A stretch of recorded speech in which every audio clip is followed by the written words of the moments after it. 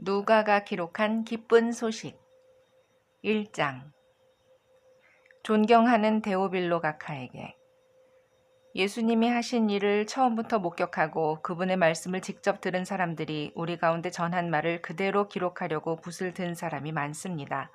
나도 이 모든 일을 처음부터 자세히 조사해 보았으므로 데오빌로 각하에게 차례대로 써보내는 것이 좋을 것이라고 생각했습니다. 그래서 내가 각하께서 이미 들으신 일들이 사실임을 알게 하려고 이 글을 드립니다. 헤롯이 유대 왕으로 있을 때 아비야 반에 사가랴란 제사장이 있었는데 그의 아내 엘리사벳도 아론의 후손이었다. 이들 부부는 하나님이 보시기에 의로운 사람들이었으며 주의 모든 계명과 규정을 빈틈없이 지켰다. 그러나 엘리사벳은 임신을 못하는 몸이어서 그들에게는 아기가 없었고 두 사람이 모두 나이가 많았다. 사가랴가 자기 반의 차례에 따라 하나님 앞에서 제사장의 직무를 수행할 때였다. 제사장직의 관습대로 제비를 뽑은 결과 사가랴가 성전에 들어가 분향하는 일을 맡게 되었다. 그리고 그가 분향하는 동안 많은 사람들이 밖에서 기도하고 있었다. 그때 주의 천사가 사가랴에게 나타나 향단 오른쪽에 서자 그는 천사를 보고 놀라며 무서워하였다. 그러나 천사는 그에게 이렇게 말하였다. 사가랴야, 두려워하지 말아라. 하나님께서 내 기도를 들으셨다. 내 아내 엘리사벳이 아들을 낳을 것이니 요한이라고 불러라. 너도 기쁘고 즐겁겠지만 많은 사람들이 그가 태어난 것을 기뻐할 것이다. 그 아기는 주 앞에서 위대한 사람이 될 것이며 포도주와 독한 술을 마시지 않을 것이다. 그리고 그는 모태에 있을 때부터 성령이 충만하여 많은 이스라엘 사람을 그들의 주 하나님께로 돌아오게 할 것이다. 그는 엘리야의 정신과 능력을 가지고 주님보다 먼저 와서 아버지의 마음이 자녀들에게 돌아서게 하고 순종치 않는 사람들이 의로운 사람의 지혜를 갖게 하여 백성들이 주님을 맞이할 준비를 갖추게 할 것이다. 사가랴가 천사에게 나는 늙었고 내 아내도 나이가 많은데 어떻게 이런 일이 있을 수 있습니까? 하고 묻자 천사가 대답하였다. 나는 하나님을 모시고 있는 가브리엘이다. 하나님께서 이 기쁜 소식을 너에게 알리라고 나를 보내셨다. 네가 내 말을 믿지 않았으므로 이런 일이 일어날 때까지 벙어리가 되어 말을 못할 것이다. 그러나 때가 되면 내 말이 그대로 이루어질 것이다. 사람들은 사가랴를 기다리다가 그가 성전 안에 너무 오래 있는 것을 이상하게 여겼다. 사가랴가 드디어 밖으로 나왔으나 말을 하지 못하므로 사람들은 그가 성전 안에서 환상을 본 줄로 알았다. 사가랴는 사람들에게 손짓만 하고 말을 하지 못한 채 그대로 있다가 그의 직무기간이 끝난 다음에 집으로 돌아갔다. 그 후에 그의 아내 엘리사벳은 임신하여 5달 동안 숨어 지내면서 이처럼 주께서 나를 보살펴 주셔서 나에게 아이를 주심으로 모든 사람들이 다 아는 내 부끄러움을 씻어주셨다 하였다. 엘리사벳이 임신한 지 6달이 되었을 때 하나님께서는 가브리엘 천사를 갈릴리 나사렛이라는 마을에 사는 다윗의 후손 요셉과 약혼한 처녀 마리아에게 보내셨다. 천사가 그 집에 들어가 마리아에게 은혜를 받은 처녀여 기뻐하여라. 주님께서 너와 함께 계신다. 라고 하였다. 마리아는 이런 인사말이 무슨 뜻인지 몰라 어리둥절하였다. 그러자 천사가 말하였다. 마리아야, 무서워하지 말아라. 너는 하나님의 은혜를 받았다. 이제 내가 임신하여 아들을 낳을 것이다. 이름을 예수라고 불러라. 그는 위대한 인물이 될 것이며 가장 높으신 하나님의 아들이라고 불릴 것이다. 주 하나님께서 그의 조상 다윗의 보좌를 그에게 주실 것이니 그가 영원히 야곱의 집을 다스릴 것이며 그의 나라는 끝없이 계속될 것이다. 마리아가 천사에게 저는 처녀인데 어떻게 이런 일이 있을 수 있겠습니까? 하고 묻자 천사가 이렇게 대답하였다. 성령님이 내 위에 내려오시고 하나님의 능력이 너를 덮어주실 것이다. 그러므로 태어나실 거룩한 분은 하나님의 아들이라고 불릴 것이다. 내 친척 엘리사벳을 보아라. 그녀는 아이를 낳지 못하는 여자로 알려졌으나 그처럼 늙은 나이에도 임신한 지 6달이나 되었다. 하나님에게는 불가능한 일이 아무것도 없다. 그때 마리아가 저는 주의 종입니다. 말씀하신 대로 되기를 바랍니다. 하고 말하였다. 그러자 천사는 떠나갔다. 그 후에 마리아는 유대 산골 사가랴가 사는 마을로 급히 가서 엘리사벳을 방문하였다. 엘리사벳이 마리아의 인사하는 소리를 듣는 순간 엘리사벳의 태중에 아기가 뛰었다. 엘리사벳은 성령으로 충만하여 큰 소리로 이렇게 말하였다. 너는 여자들 중에 가장 복받은 사람이며 내 태중의 아기도 복받은 분이다. 내 주님의 어머니가 나를 찾아오다니 이 얼마나 영광스러운 일인가. 내가 인사하는 소리를 듣는 순간 내 태중의 아기가 기뻐서 뛰었다. 주께서 말씀하신 것이 이루어질 것을 믿은 여자는 정말 행복하다. 그러자 마리아는 이렇게 노래하였다. 내 영혼이 주를 찬양하며 내 마음이 내 구주 하나님을 기뻐하는 것은 그가 이 천한 종을 돌아보셨음이라.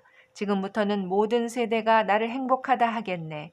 능력 있는 분이 나를 위해 큰 일을 하셨으니 그의 이름 거룩하여라. 그를 두려워하는 사람들에게 자손 대대로 자비를 베푸시는구나. 그가 권능의 팔을 펴서 교만한 자들을 흩으시고 권력자들을 높은 자리에서 끌어내리셨지만 낮고 천한 사람들은 높여주셨네. 굶주린 사람들에게는 좋은 것으로 배불리 먹이셨으나 부자들은 빈손으로 보내셨네.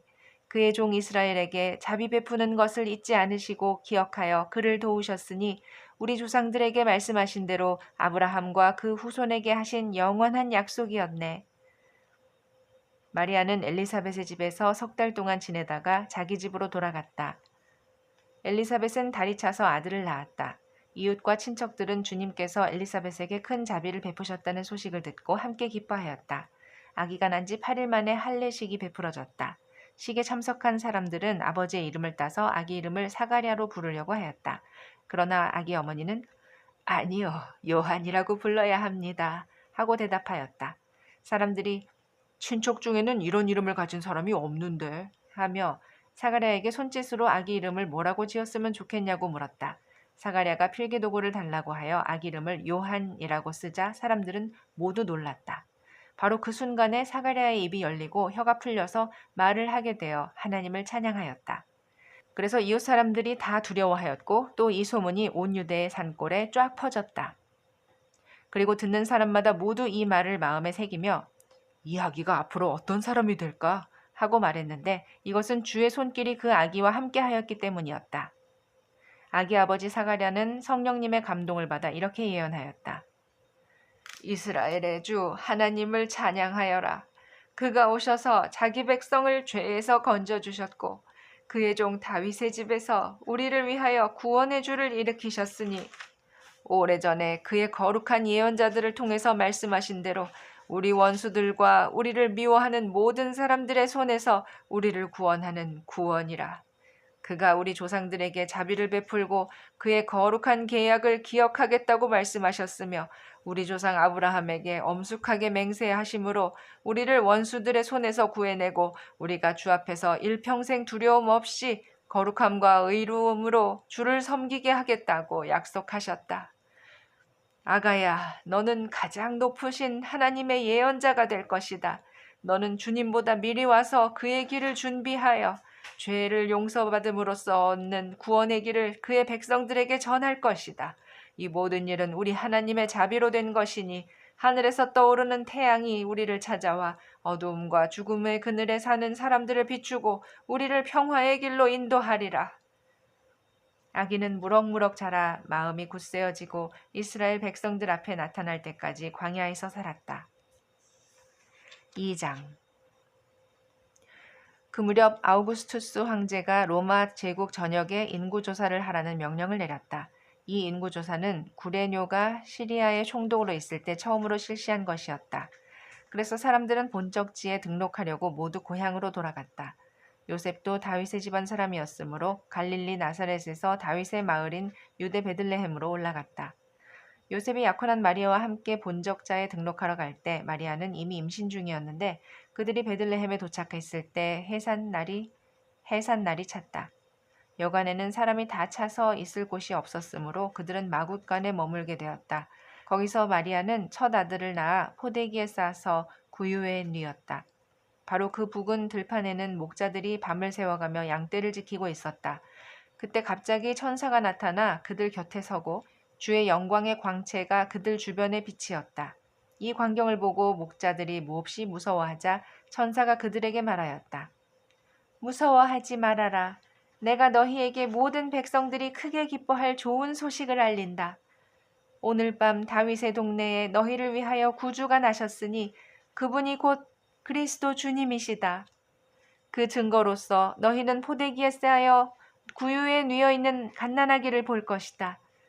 그러자 갑자기 수많은 하늘의 군대가 나타나 그 천사와 함께 가장 높은 하늘에서는 하나님께 영광, 땅에서는 하나님의 은총을 받은 사람들에게 평화 하며 하나님을 찬송하였다. 천사들이 떠나 하늘로 올라간 뒤에 목자들이 자, 어서 베들레헴으로 가서 주님께서 알려주신 일을 보자 하며 달려가 보니 갓난아기가 구유에 뉘어 있었고 마리아와 요셉도 함께 있었다. 아기를 본 목자들이 천사들에게 들은 말을 여러 사람들에게 이야기하자 듣는 사람들이 다 목자들의 말에 놀라는 표정이었으나 마리아는 이 모든 말을 마음에 새겨 깊이 생각하였다. 목자들은 듣고 본 모든 일이 천사들에게 들은 것과 같았으므로 하나님께 영광을 돌리고 찬송하면서 돌아갔다. 아기가 난 지 8일 만인 할례식 날 천사가 전에 일러준 대로 그 이름을 예수라고 지었다. 모세의 법대로 아기에게 정결의식을 행하는 날이 되었다. 그래서 부모가 아기를 데리고 예루살렘으로 올라갔다. 이것은 주님의 율법에 첫 아들을 거룩하게 구별하여 주께 드려라고 기록된 말씀대로 아기를 주님께 드려고 또 주님의 율법에 말씀하신 대로 산비둘기 2마리나 집비둘기 새끼 2마리로 제사를 드리기 위해서였다. 그때 예루살렘에 시몬이란 의롭고 경건한 사람이 살고 있었다. 그는 함께 계신 성령님으로부터 살아서 그리스도를 배울 것이라는 계시를 받고 이스라엘의 위로가 되실 그분을 간절히 기다리고 있었다. 시몬이 성령님의 인도로 성전에 들어가자 마침 부모가 정결의식을 행하려고 아기 예수를 데리고 들어왔다. 시므온은 아기를 안고 이렇게 하나님을 찬양하였다. 주권자이신 주님, 이제는 약속하신 대로 이 종을 놓아주셔서 내가 평안히 떠날 수 있게 되었습니다. 내 눈으로 직접 본 주님의 이 구원은 모든 사람들에게 베푸신 것으로 이방인들에게는 주님의 뜻을 보여주는 빛이며 주님의 백성 이스라엘에게는 영광된 것입니다. 그 부모는 아기에 대한 말을 듣고 신기하게 여겼다. 시므온은 그들에게 축복하고 아기 어머니 마리아에게 이런 말을 하였다. 이 아기는 하나님이 세우신 자입니다. 많은 이스라엘 사람들은 이 아기를 믿지 않아 망하기도 하고 믿어서 구원을 받기도 할 것입니다. 그리고 이 아기는 사람들의 비난의 대상이 될 것이며 그때 당신은 마치 예리한 칼에 찔리듯 마음이 아플 것입니다. 그러나 그들의 숨겨진 생각은 다 드러날 것입니다. 또 안나라는 나이 많은 예언자가 있었다. 그녀는 아셀 지파에 속한 바누엘의 딸이었는데 결혼하여 7년 동안 살다가 과부가 되었다. 그로부터 그녀는 84살이 되기까지 성전을 떠나지 않고 밤낮 금식하고 기도하며 하나님을 섬겼다. 마침 이 시간에 그녀는 성전에 들어와서 하나님께 감사를 드리고 구세주를 기다리는 모든 사람에게 아기 예수님에 대한 이야기를 해주었다. 아기의 부모는 율법에 따라 모든 의식을 마치고 고향인 갈릴리 나사렛으로 돌아갔다. 아기는 하나님의 은혜 가운데서 무럭무럭 자라나 튼튼해지고 지혜가 넘쳤다. 해마다 6월절이 되면 예수님의 부모는 예루살렘으로 올라갔다. 예수님이 12살 되던 해에도 그들은 전과 같이 예루살렘으로 올라갔다. 명절 기간이 끝나고 집으로 돌아갈 때 어린 예수님은 예루살렘에 그냥 머물러 있었다. 부모는 이것도 모르고 예수님이 일행 가운데 있으려니 하고 하룻길을 간 후에 친척들과 아는 사람들 가운데서 찾아보았다.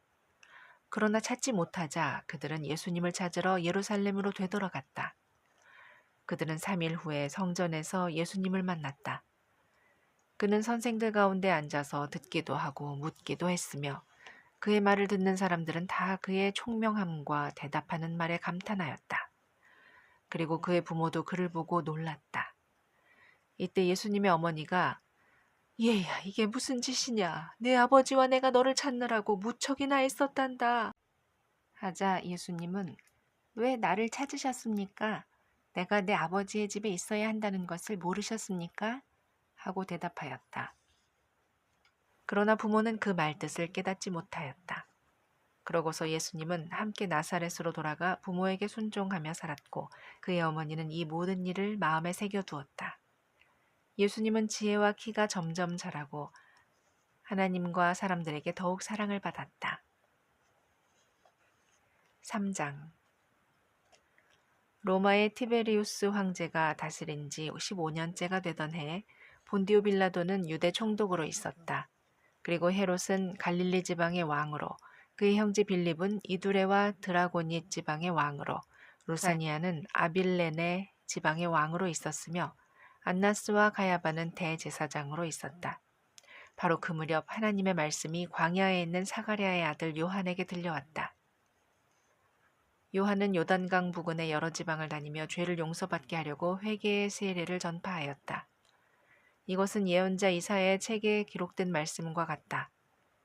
광야에서 어떤 사람의 외치는 소리가 들린다. 너희는 주를 위해 길을 준비하라.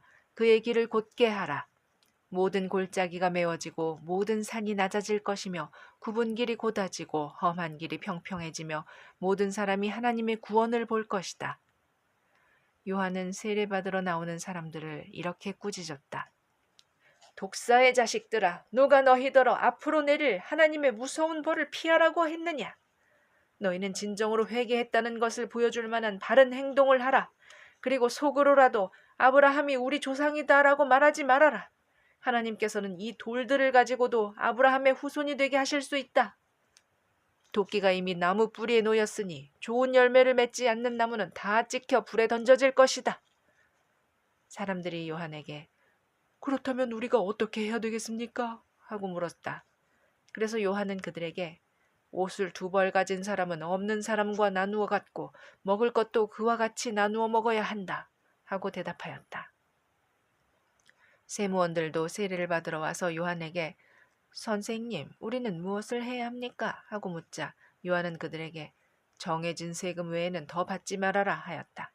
군인들도 와서 우리는 무엇을 해야 합니까? 하고 물었다. 그때 요한은 그들에게 남의 것을 강제로 빼앗거나 이유 없이 다른 사람을 고소하지 말고 자기가 받는 봉급을 만족하게 여겨라 하고 대답하였다. 백성들은 메시아를 무척 기다리고 있었으므로 혹시 요한이 그가 아닌가 하고 모두 속으로 생각하고 있었다. 그래서 요한은 그들에게 이렇게 말하였다. 나는 너희에게 물로 세례를 준다. 그러나 나보다 더 능력이 많으신 분이 곧 오시는데 나는 그분의 신발끈을 풀어드릴 자격도 없다. 그분은 너희에게 성령과 불로 세례를 주실 것이며 자기 타작마당에서 모든 곡식을 키질하여 알곡은 곳간에 모아들이고 쭉정이는 꺼지지 않는 불에 태우실 것이다. 그 외에도 요한은 백성들에게 여러 가지 말로 권면하고 그들에게 기쁜 소식을 전파하였다.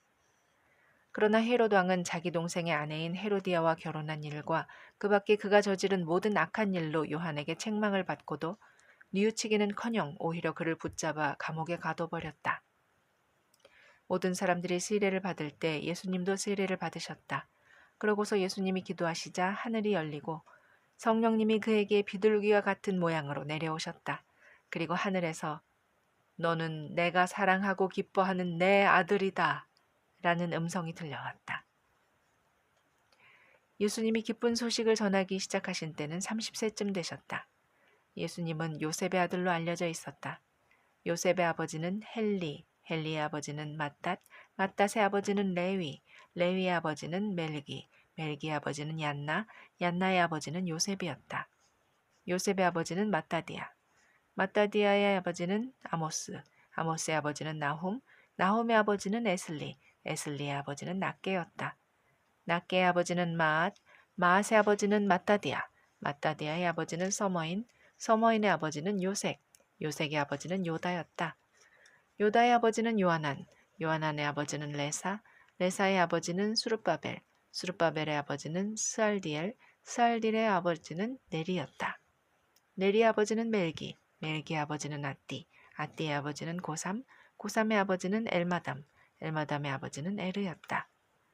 에르의 아버지는 예수, 예수의 아버지는 엘리에서, 엘리에서의 아버지는 요림, 요림의 아버지는 맏닷, 맏닷의 아버지는 레위였다.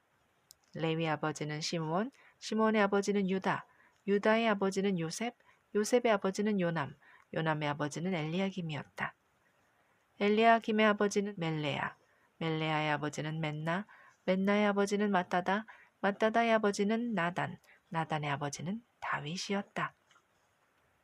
다윗의 아버지는 이세, 이세의 아버지는 오벳, 오벳의 아버지는 보아스, 보아스의 아버지는 살몬, 살몬의 아버지는 나손이었다. 나손의 아버지는 암미나답, 암미나답의 아버지는 람, 람의 아버지는 헤스론, 헤스론의 아버지는 베레스, 베레스의 아버지는 유다였다. 유다의 아버지는 야곱, 야곱의 아버지는 이삭, 이삭의 아버지는 아브라함, 아브라함의 아버지는 데라, 데라의 아버지는 나홀이었다. 나홀의 아버지는 수룩, 수룩의 아버지는 루, 루의 아버지는 벨렉, 벨렉의 아버지는 에벨, 에벨의 아버지는 셀라였다. 셀라의 아버지는 가이난, 가이난의 아버지는 아르박삿, 아르박삿의 아버지는 셈, 셈의 아버지는 노아, 노아의 아버지는 라멕이었다. 라멕의 아버지는 무드셀라, 무드셀라의 아버지는 에녹, 에녹의 아버지는 야렛, 야렛의 아버지는 마할랄렐, 마할랄렐의 아버지는 가이난이었다. 가이난의 아버지는 에노스, 에노스의 아버지는 셋, 셋의 아버지는 아담, 아담의 아버지는 하나님이셨다. 4장. 예수님은 성령이 충만하여 요단강에서 돌아오셨다. 그리고 성령님의 인도로 광야에 나가 40일 동안 마귀에게 시험을 받으셨다. 예수님은 그동안 아무것도 잡수시지 않아서 그 기간이 끝났을 때는 몹시 시장하셨다. 바로 그때 마귀가 예수님께 말하였다. 네가 하나님의 아들이라면 이 돌들을 빵이 되게 하라. 그러나 예수님은 마귀에게 이렇게 말씀하셨다. 성경에는 사람이 빵으로만 살아서는 안 된다라고 쓰여 있다. 그러자 마귀는 예수님을 높은 곳으로 데려가 잠깐 사이에 세상의 모든 나라를 보여주면서 말하였다. 내가 이 모든 나라의 권세와 영광을 너에게 주겠다. 이것은 나에게 주어진 것이므로 내가 주고 싶은 사람에게 줄 수 있는 것이다. 그러므로 내가 나에게 절하면 이 모든 것이 내 것이 될 것이다. 그때 예수님이 말씀하셨다. 성경에는 주 너의 하나님을 경배하고 그분만을 섬겨라고 쓰여 있다. 또다시 마귀는 예수님을 예루살렘으로 데리고 가서 성전 꼭대기에 세우고 이렇게 말하였다. 내가 하나님의 아들이라면 여기서 뛰어내려 보아라. 성경에는 하나님이 천사들에게 명령하여 너를 지키게 하실 것이니 천사들이 손으로 너를 붙들어 내 발이 돌에 부딪히지 않게 할 것이다 라고 쓰여 있다. 그래서 예수님은 마귀에게 성경에는 주 너의 하나님을 시험하지 말라고 기록되어 있다 하고 대답하셨다. 마귀는 이 모든 시험을 다 한 후에 적절한 시기가 올 때까지 잠시 예수님을 떠나갔다. 예수님이 성령님의 능력을 받아 갈릴리로 돌아오시자 이 소문이 사방에 퍼졌다. 예수님은 여러 회당에서 가르치시며 모든 사람에게 영광을 받으셨다. 예수님은 자라나신 고향 나세렛으로 가셔서 전에 하시던 대로 안식일에 회당에 들어가셨다. 그리고 성경을 읽으려고 일어나서 이사야의 예언서를 받아 이렇게 쓰인 곳을 찾아 읽으셨다. 주께서 나를 성령으로 충만하게 하셨으니 가난한 사람에게 기쁜 소식을 전하게 하시려고 나를 택하여 보내셨다. 그가 나를 보내신 것은 마음 상한 자를 고치고 포로에게 자유를 선포하며 눈먼 사람을 다시 보게 하고 짓눌린 사람을 풀어주며 주께서 은혜 베푸실 때를 전파하도록 하기 위해서이다. 예수님이 그 책을 덮어 회당 직원에게 되돌려주고 앉으시자 그곳에 모여있던 사람들의 눈길이 다 예수님에게로 쏠렸다. 그때 예수님은 그들에게 이제 읽은 성경 말씀이 오늘날 너희에게 이루어졌다 하고 말씀하셨다. 그러자 모두 예수님에 대하여 감탄하고 그 은혜스러운 말씀에 놀라면서 이 사람은 요셉의 아들이 아니냐 하고 수군거렸다. 그래서 예수님이 그들에게 이렇게 말씀하셨다. 너희는 틀림없이 의사야 내 병이나 고쳐라 하는 속담을 들어 너희가 들은 일, 곧 내가 가버나움에서 행한 기적을 이곳 고향에서도 해보라고 나에게 말할 것이다. 내가 분명히 말하지만 예언자가 자기 고향에서는 환영을 받지 못한다. 엘리의 시대에 이스라엘에는 3년 반 동안 비가 내리지 않아 온 나라에 큰 흉년이 든 일이 있었다. 그때 거기에는 많은 과부가 있었지만 하나님께서는 오직 시돈의 사렙다에 사는 한 과부에게만 엘리야를 보내셨다. 또 예언자 엘리사 시대에는 이스라엘에 많은 문둥병자가 있었으나 한 사람도 깨끗함을 받지 못하고 오직 시리아 사람 나아만만 고침을 받았다. 회당에 있던 모든 사람들이 이 말을 듣고 분개하여 일어나 예수님을 산 위에 세워진 그 마을 밖 벼랑까지 끌고 가서 던져버리려고 하였다. 그러나 예수님은 의연하게 그들 가운데로 지나서 가버리셨다. 예수님이 갈릴리 가버나움으로 내려가 안식일에 회당에서 권위 있는 말씀으로 가르치시자 사람들은 모두 놀랐다. 마침 그 회당에 더러운 귀신 들린 사람 하나가 있었다. 그가 크게 소리를 지르며 나사렛 예수님, 우리가 당신과 무슨 상관이 있습니까? 우리를 없애려고 오셨습니까? 나는 당신이 하나님의 거룩한 아들임을 압니다. 하고 외쳤다. 예수님이 그를 꾸짖으며 떠들지 말고 그 사람에게서 나오너라 하시자 귀신이 사람들 앞에 그를 내동댕이 치고 나가버렸다. 그러나 그에게 상처는 입히지 않았다. 사람들이 이 광경을 보고 모두 놀라 이게 도대체 어떻게 된 일이냐? 권위와 능력으로 명령하니 귀신들이 당장 쫓겨나가는군 하며 수군거렸다. 그래서 예수님의 소문이 그 일대에 널리 퍼졌다. 예수님은 회당을 떠나 시몬의 집으로 가셨다. 그때 시몬의 장모가 심한 열병을 앓고 있었기 때문에 사람들은 그녀를 고쳐달라고 예수님께 간청하였다. 예수님이 여자를 굽어보시며 열병을 꾸짖으시자 곧 열이 내리고 시몬의 장모는 즉시 일어나 예수님의 일행에게 시중을 들었다. 해질 무렵에 사람들이 온갖 병자들을 데리고 오자 예수님은 그들에게 일일이 손을 얹어 고쳐주셨다. 그리고 귀신들도 당신은 하나님의 아들이십니다 하고 외치며 많은 사람에게서 떠나갔다. 이렇게 귀신들도 예수님이 그리스도라는 것을 알고 있었기 때문에 예수님은 그들을 꾸짖으며 귀신들이 말하는 것을 허락하지 않으셨다. 날이 밝자 예수님은 마을을 떠나 외딴 곳으로 가셨다. 한편 사람들은 예수님을 찾다가 만나자 자기들에게서 떠나지 못하게 하려고 하였다. 그러나 예수님은 그들에게 나는 다른 여러 마을에도 하나님의 나라의 기쁜 소식을 전해야 한다. 하나님께서는 이 일을 위해 나를 보내셨다 하고 말씀하셨다. 그러고서 예수님은 계속 유대 여러 회당에서 전도하셨다.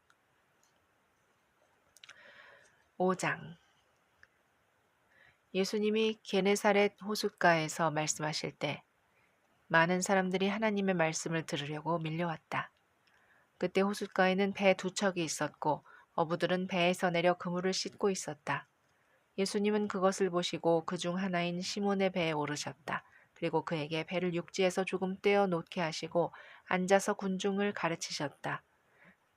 예수님이 말씀을 마치신 후 시몬에게 깊은 데로 가 그물을 쳐서 고기를 잡아라 하시자 시몬은 선생님, 우리가 밤새도록 애써봤지만 한 마리도 잡지 못했습니다.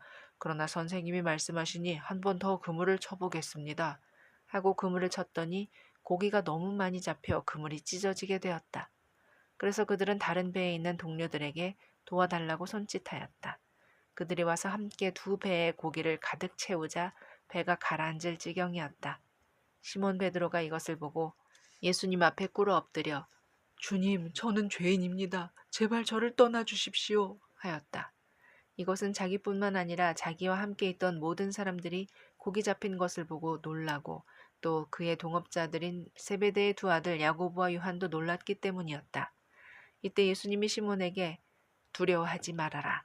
이제부터 너는 사람을 낚을 것이다. 하자 그들은 배를 육지에 대고 모든 것을 버려둔 채 예수님을 따라갔다. 예수님이 어떤 마을에 계실 때였다. 온몸에 문둥병이 번진 사람이 예수님을 보고 엎드려 주님, 주님께서 원하시면 저를 깨끗이 고치실 수 있습니다. 하였다. 예수님이 그에게 손을 대시며 내가 원한다. 깨끗이 나아라. 하고 말씀하시자 즉시 그의 문둥병이 나았다. 그때 예수님은 그에게 너는 아무에게도 말하지 말고 제사장에게 가서 내 몸을 보이고 모세가 명령한 예물을 드려 내가 깨끗해진 것을 사람들에게 증거하여라 하고 말씀하셨다. 그러나 예수님의 소문은 더욱 널리 퍼져서 많은 사람들이 예수님의 말씀도 듣고 병도 고치려고 모여들었다. 그러나 예수님은 자주 조용한 곳으로 가셔서 기도하셨다. 어느 날 예수님이 가르치고 계실 때 갈릴리와 유대의 여러 마을과 예루살렘에서 온 바리새파 사람들과 율법 학자들도 거기에 앉아 있었다. 그리고 예수님은 하나님의 능력으로 병을 고치기도 하셨다. 그때 사람들이 한 중풍병자를 침대에 누인 채 메고 와서 예수님 앞에 데려가려고 하였으나 사람들이 너무 많아 안으로 들어갈 수가 없었다. 그래서 그들은 지붕을 뜯고 구멍을 뚫어 병자를 침대에 째로 예수님 앞에 달아내렸다. 예수님은 그들의 믿음을 보시고 내 죄는 용서받았다 하고 말씀하셨다. 그러자 율법학자들과 바리새파 사람들이 도대체 이 사람이 누군데 감히 하나님을 모독하는가? 하나님 한 분 외에는 누가 죄를 용서할 수 있단 말인가? 하며 수군거렸다. 예수님은 그들의 생각을 아시고 왜 그런 생각을 하느냐? 내 죄는 용서받았다 하는 말과 일어나 걸어가라 하는 말 중에서 어느 것이 더 쉽겠느냐? 땅에서 죄를 용서하는 특권이 내게 있다는 것을 보여주겠다. 하시고 중풍병자에게 내가 너에게 말한다. 일어나 내 침구를 걷어가지고 집으로 돌아가거라. 하고 말씀하셨다. 그러자 그는 즉시 사람들 앞에서 일어나 침구를 걷어들고 하나님을 찬양하며 집으로 돌아갔다. 사람들은 모두 놀라 하나님을 찬양하면서도 두렵다는 듯이 오늘 우리가 본 것은 정말 굉장한 일이다 하고 감탄하였다. 그 후에 예수님이 나가시다가 세관에 레위라는 세무원이 앉아 있는 것을 보시고 나를 따라오너라 하시자 그는 모든 것을 버려두고 예수님을 따랐다. 레위가 예수님을 위하여 자기 집에서 큰 잔치를 베풀자 많은 세무원들과 그 밖의 사람들도 예수님의 일행과 함께 식탁에 앉았다. 이것을 본 바리새파 사람들과 그들의 율법학자들이 예수님의 제자들에게 어째서 당신들은 세무원들이나 죄인들과 함께 식사하시오? 하고 따졌다. 예수님은 그 말을 들으시고 이렇게 말씀하셨다. 건강한 사람에게는 의사가 필요 없고 병든 사람에게만 의사가 필요하다. 나는 의로운 사람을 부르러 온 것이 아니라 죄인을 불러 회개시키려고 왔다. 그들이 예수님께 요한의 제자들과 바리새파 사람들의 제자들은 자주 금식하며 기도하는데 당신의 제자들은 먹고 마시기만 하니 어찌 된 일입니까? 하고 물었다. 그래서 예수님은 그들에게 신랑이 함께 있는데 어떻게 손님들을 금식하게 할 수 있느냐? 그러나 신랑을 빼앗길 날이 올 것이다. 그때에는 그들이 금식할 것이다. 하고 대답하셨다. 그러고서 예수님은 그들에게 비유를 들어 이렇게 말씀하셨다. 새 옷에서 1000조각을 찢어 낡은 옷에 대고 깁는 사람은 없다. 그렇게 하면 새 옷도 못 쓰게 되고 찢어낸 1000조각도 낡은 옷에 어울리지 않을 것이다. 또 새 포도주를 낡은 가죽 부대에 넣는 사람도 없다. 그렇게 하면 새 포도주가 부대를 터뜨려 포도주는 쏟아지고 부대도 못 쓰게 된다. 그러므로 새 포도주는 새 부대에 넣어야 한다. 묵은 포도주를 마셔본 사람은 새 포도주를 마시려 하지 않는다. 그들은 묵은 것이 더 좋다고 여기기 때문이다. 6장 안식일에 예수님이 밀밭 사이로 지나가실 때 제자들이 밀이삭을 잘라서 비벼 먹었다. 그러자 몇몇 바리새파 사람들이 어째서 당신들은 안식일에 해서는 안 될 짓을 하시오? 하고 따져 물었다. 그래서 예수님은 그들에게 이렇게 대답하셨다. 너희는 다윗이 자기 일행과 함께 배가 고팠을 때 한 일을 읽어보지 못했느냐? 다윗이 하나님의 집에 들어가 제사장 외에는 아무도 먹을 수 없는 차림빵을 먹고 자기 일행에게도 주지 않았느냐? 그러고서 예수님은 나는 바로 안식일의 주인이다 하고 말씀하셨다. 또 다른 안식일에 예수님이 회당에 들어가 가르치고 계실 때 거기에 오른손이 오그라든 사람이 있었다. 율법학자들과 바리새파 사람들은 예수님을 고발할 구실을 찾으려고 안식일에 병자를 고쳐주는가를 지켜보고 있었다. 예수님이 그들의 생각을 아시고 그 불구자에게 일어나 앞으로 나오너라 하시자 그가 앞으로 나왔다. 그때 예수님은 그들을 향하여 하나 물어보자. 안식일에 선한 일을 하는 것과 악한 일을 하는 것, 사람을 살리는 것과 죽이는 것 중에 어느 것이 옳으냐? 하고 물으셨다. 그러고서 예수님은 그들을 둘러보시고 손이 오그라든 그 사람에게 내 손을 펴라 하고 말씀하셨다. 그래서 그가 손을 펴자 오그라든 그의 손이 완전히 회복되었다. 그러나 그들은 화가 잔뜩 나서 예수님을 없애버릴 방법을 의논하였다. 이때 예수님은 기도하시려고 산으로 올라가서 밤새도록 하나님께 기도하셨다. 날이 밝자 예수님은 제자들을 가까이 불러놓고 그 중에 12를 뽑아 사도라고 부르셨다. 이 12사도는 베드로라고도 한 시몬, 시몬의 형제 안드레, 야고보, 요한, 빌립, 바돌로메, 마태, 도마, 알페오의 아들 야고보, 열심당원 시몬, 야고보의 아들 유다, 그리고 예수님을 판 가룟 사람 유다였다.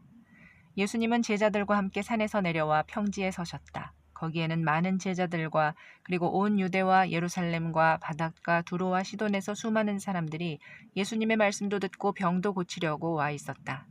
예수님은 그들 중에 더러운 귀신이 들려 괴로움을 당하는 사람들을 모두 고쳐주셨다. 예수님께서 큰 능력으로 모든 사람을 고치시는 것을 보고 사람들은 저마다 그분을 만지려고 하였다. 예수님은 제자들을 보시며 이렇게 말씀하셨다. 가난한 너희는 행복하다. 하나님의 나라가 너희 것이다. 지금 굶주리는 너희는 행복하다. 너희가 배부르게 될 것이다. 지금 우는 너희는 행복하다. 너희가 웃게 될 것이다. 사람들이 나 때문에 너희를 미워하고 따돌리고 모욕하며 너희 이름을 더럽힐 때 너희는 행복하다. 이런 일을 당하면 기뻐하고 즐거워하여라. 하늘에서 큰 상이 너희를 기다리고 있다. 그들의 조상들도 예언자들을 그와 같이 학대하였다. 그러나 너희 부유한 사람들에게는 불행이 닥칠 것이다. 너희는 이 세상에서 받을 수 있는 위로를 이미 다 받았다. 지금 배부르게 먹고 지내는 자들아, 불행하게도 너희는 굶주리게 될 것이다. 지금 웃는 자들아, 불행하게도 너희는 슬퍼하며 올 것이다. 그러나 너희 듣는 자들에게 내가 말한다. 너희 원수를 사랑하고 너희를 미워하는 사람들에게 친절을 베풀어라. 너희를 저주하는 사람들을 축복해주고 너희를 모욕하는 사람들을 위해 기도하라. 한쪽 뺨을 때리거든 다른 뺨도 돌려대고 내 겉옷을 빼앗는 사람에게 속옷까지 주어라. 내게 달라는 사람에게 주고 내 것을 가져가는 사람에게 돌려달라고 하지 말아라. 너희가 남에게 대접을 받고 싶은 그대로 남을 대접하여라. 너희를 사랑하는 사람들만 사랑한다면 너희가 무슨 칭찬을 받겠느냐. 죄인들도 자기를 사랑하는 사람은 사랑한다. 너희에게 친절을 베푸는 사람들에게만 친절을 베푼다면 너희가 무슨 칭찬을 받겠느냐. 죄인들도 그 정도는 할 줄 안다. 너희가 다시 받을 생각으로 사람들에게 빌려준다면 무슨 칭찬을 받겠느냐. 죄인들도 되돌려 받을 줄 알면 빌려준다. 그러나 너희는 원수를 사랑하고 그들에게 친절을 베풀며 아무것도 바라지 말고 빌려주어라. 그러면 너희가 큰 상을 받을 것이며 하나님의 아들이 될 것이다. 그분은 은혜를 모르는 사람과 악한 사람들에게도 인자하시다. 너희 아버지께서 자비로우신 것처럼 너희도 자비로운 사람이 되어라. 남을 판단하지 말아라. 그러면 너희도 판단을 받지 않을 것이다. 남을 죄인으로 단정하지 말아라. 그러면 너희도 죄인 취급을 받지 않을 것이다. 남을 용서하여라. 그러면 너희도 용서를 받을 것이다. 주어라. 그러면 너희도 받을 것이니 너희에게 누르고 흔들어 넘치게 부어주실 것이다. 너희가 남에게 되어주는 것만큼 되돌려 받을 것이다. 또 예수님은 그들에게 비유를 들어 이렇게 말씀하셨다. 소경이 어떻게 소경을 인도할 수 있겠느냐. 그렇게 하다가는 둘 다 구덩이에 빠지고 말 것이다. 학생이 선생보다 낫다고 할 수는 없으나 완전히 다 배우고 나면 그때에는 선생과 같이 될 것이다. 왜 너는 형제의 눈 속에 있는 티는 보면서 내 눈 속에 있는 들보는 보지 못하느냐. 내 눈 속에 있는 들보는 보지 못하면서 어떻게 형제에게 내 눈 속에 있는 티를 빼내주겠다 하고 말할 수 있느냐. 위선자야, 먼저 눈 속에 내 들보를 빼내어라. 그러면 내가 밝히 보고 형제의 눈 속에 있는 티도 빼낼 수 있을 것이다. 좋은 나무가 나쁜 열매를 맺을 수 없고 나쁜 나무가 좋은 열매를 맺을 수 없다. 나무는 그 열매를 보면 안다. 가시나무에서 무화과를 딸 수 없고 찔레에서 포도를 딸 수 없다. 선한 사람은 마음속에 쌓인 선으로 선한 말을 하고 악한 사람은 마음속에 쌓인 악으로 악한 말을 한다. 사람은 마음에 가득 찬 것을 입으로 말하기 마련이다. 너희가 나를 보고 입으로는 주님 주님 하면서도 어째서 내가 말하는 것은 실천하지 않느냐. 나에게 와서 내 말을 듣고 실천하는 사람은 바로 이런 사람과 같다. 그는 땅을 깊이 파서 반석 위에 기초를 놓고 집을 짓는 사람과 같다. 홍수가 나서 흙탕물이 그 집에 세차게 부딪혀도 튼튼하게 잘 지었기 때문에 무너지지 않는다. 그러나 내 말을 듣고도 실천하지 않는 사람은 기초 없이 맨 땅에 집을 짓는 사람과 같다. 홍수가 밀어닥치면 그런 집은 곧 무너져 크게 파괴되고 만다. 7장. 예수님은 이 모든 말씀을 마치신 후에 가버나움으로 가셨다. 그때 어떤 장교의 신임받는 종이 병들어 거의 죽게 되었다.